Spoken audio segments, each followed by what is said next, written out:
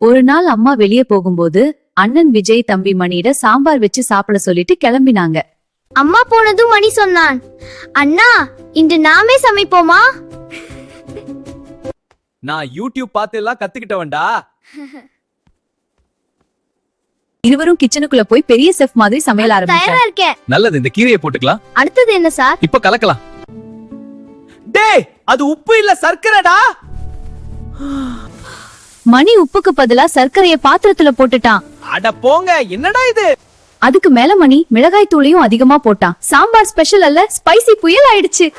அடடா, சாம்பார் கொதித்து ஓடுது. ஐயோ, என்ன பண்றது? உடனே இறக்கணும். ஜாக்கிரதை, கொதிக்குது.